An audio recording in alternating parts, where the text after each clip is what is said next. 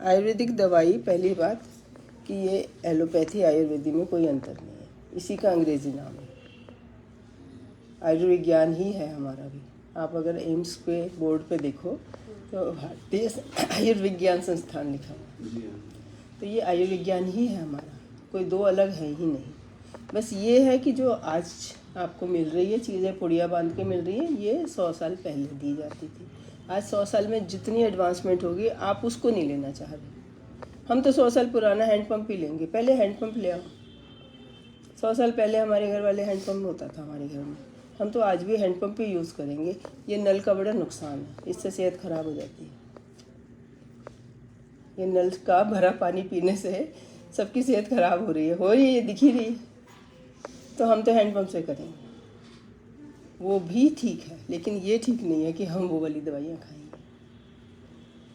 वो करो, वो इसलिए मैंने कहा एग्जाम्पल दिया है कि वो ही कर लो अगर पुराना काम करना है तो। कोई ऐसा करो जिसका नुकसान ना हो। आयुर्वेदिक दवाई आपको डायबिटीज़ में आपका ब्लड शुगर 271 आया फास्टिंग ब्रेकफास्ट करके अभी कराई है। अभी सुबह ही किया था। क्या खाया था? चाय और ब्रेड खाई थी। चाय और ब्रेड कितनी? ब्रेड कितनी नहीं, 4 पीस। उस पर लगाया क्या था? कुछ नहीं, घी लगाया था। नहीं, बटर नहीं। कितने बजे खाया था? 8:30 और अब कितने बजे सैंपल दिया? ये तो 10 बजे टाइम हो गया। 1.5 घंटे बाद ही दिया, 2 घंटे। चाय में चीनी रैंडम थी? किया है। चाय में गुड़ डाला हुआ था, तो आपने गुड़ भी खा लिया, घी भी खा लिया, जिसकी कोई न्यूट्रिशन वैल्यू नहीं है। कोई न्यूट्रिशन आपके शरीर को, बाल को, हड्डी को, आंखों को कुछ नहीं मिला। सिर्फ 4 पीस ब्रेड के, गेहूं के, जो वीक प्रोटीन है बहुत, वो मिला न्यूट्रिशन वाइज।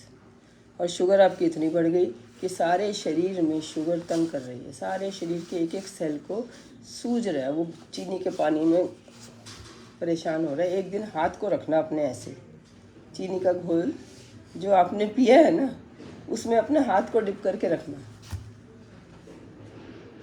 2 घंटे। जितने पानी में, जितने दूध में जितनी चीनी डाली, उतनी चीनी पानी में डाल के उसमें 2 घंटे हाथ को रखना, देखना हाथ की हालत क्या होगी। तो शुगर ठीक करना इम्पोर्टेंट है। उसका कारण ये है कि हमारी एक्टिविटी कम है। और जेनेटिक की आप बात कर रहे हो तो उन्होंने वो सब आराम, लग्जरी जो आपको मिल रही है उनको नहीं मिली होगी। जेनेटिकली हर बंदा प्रोन है, हर बंदा। इतना ही अंतर है कि कोई 40 साल में, कोई 50 में, कोई 60 में, कोई 70 में, कोई 80 में, किसकी कब पकड़ी जाएगी। थायराइड, शुगर सबको होना है, किसको कब होना है बस ये हमारे हाथ में थोड़ा बहुत, और बाकी जीन्स के हाथ में। ऐसा नहीं है क्योंकि आप इतना वेट भी नहीं है तो जीन्स में तो है ही, इंसुलिन की बॉडी में डेफिशिएंसी है ही। वेट थोड़ा कम हुआ है। हाँ, वेट कम है ना आपका, तो अभी कम हुआ है, पहले ज़्यादा था। हाँ, 98 केजी था। हाँ, तो वो खाने से हुआ था। अब शुगर की वजह से वो सारा खाना आपका यूरिन में निकल रहा है, इसलिए वेट कम हो रहा है। बिना एक्सरसाइज के वेट कम भी होता है और पहले बढ़ता भी है।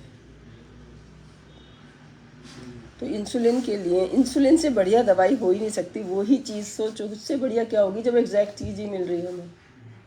अगर वो एग्जैक्ट नहीं होती तो उसका नाम इंसुलिन नहीं रख सकते थे ना। नाम तो कॉपीराइट होता है ना एक चीज़ का, ऐसे तो नहीं 2 चीज़ों का सेम नाम रख सकते हैं। तो इंसुलिन की जगह इंसुलिन ही आपको मिल रही है, उससे अच्छी कोई दवाई नहीं हो सकती। अब उसमें जो इनकन्वीनियंस है कि वो उसका इंजेक्शन लगाना पड़ता है, इसलिए गोलियाँ बनाई। तो सर को दिखा के आओ, आपको गायनी वालों के पास जाना नहीं है, आपकी गायनी की प्रॉब्लम है नहीं, आपको इन्फेक्शन होता है इसलिए खारिश होती है, इसलिए डिस्चार्ज होता है। विटामिन डी डेफिशिएंसी से नई चीज़ जो हुई है कोविड के बाद, वो विटामिन डी डेफिशिएंसी हुई है। लोग अंदर रहे हैं, वर्क फ्रॉम होम करते रहे हैं, विटामिन डी डेफिशिएंसी ज़्यादा हो गई। पहले भी थी, पहले भी अंदर ही रहते थे, लेकिन पता नहीं था। अब WHO ने सर्वे किया तो ये बात आम हो गई है, पता चल गया कि विटामिन डी इंडियंस में सबसे ज़्यादा, क्योंकि हम लोग धूप देख के अंदर जाते हैं कि हम वेट करते हैं सूरज खत्म हो जाएगा तो बाहर जाएंगे गर्मियों में, और सर्दियों में इतने कपड़े पहने होते हैं, जितनी ठंड नहीं होती उससे ज़्यादा कपड़े पहने होते हैं। पहले कपड़े पहन के ही निकलेंगे, फिर जब गर्मी लगेगी तो फिर अंदर आके उतार देंगे, फिर धूप में जाएंगे नहीं उसके बाद।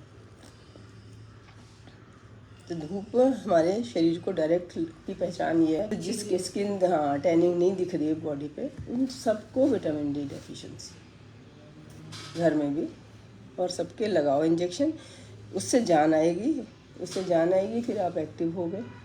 आपको गोली मिलेगी, आपका खाना अभी वेस्ट हो रहा है, ऐसे निकल रहा है, वो यूज़ होगा, फिर आपको जान आएगी, तो धीरे धीरे आप ठीक हो गए। और उसके बाद कहीं प्रेगनेंसी करने का नंबर आता है।